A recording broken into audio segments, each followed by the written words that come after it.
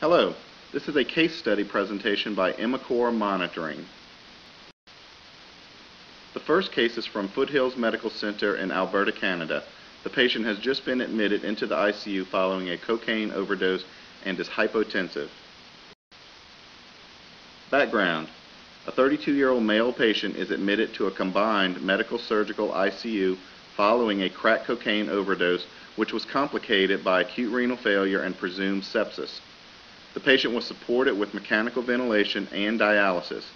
2 liters of intravenous fluid were administered, and Levophed, a vasoconstrictor, was initiated to support the patient's systemic blood pressure, which was hypotensive at 79/56. The patient was also maintained with nitroglycerin, a vasodilator for vital organ perfusion. Due to his hypotension, the patient was not sedated prior to placement of the Imicor TEE monitoring probe, which was placed without any difficulties.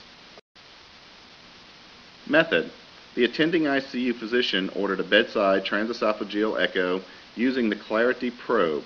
The patient was significantly hypotensive and the procedure was performed without sedation.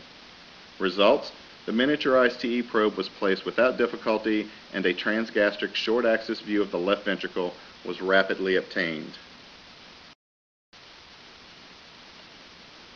Qualitative and quantitative assessment of left ventricular size and function indicated that the patient was hypovolemic. Additionally, the interventricular septum was observed to be hypokinetic. Given the young age, lack of cardiac history, and known recent cocaine usage, the wall motion abnormality was presumed to represent previously unrecognized ischemia. More aggressive volume resuscitation with intravenous fluids was instituted and the Levophed was titrated.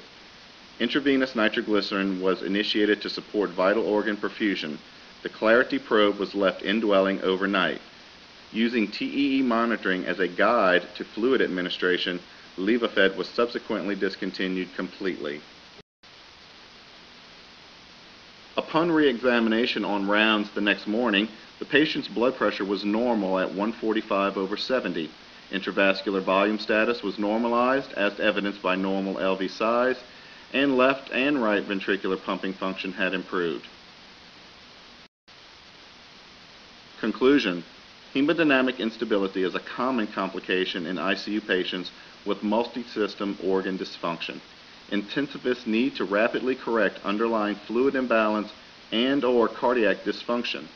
Rapid and accurate assessment and monitoring of the etiology of hemodynamic deterioration is often inadequate utilizing conventional monitoring methods.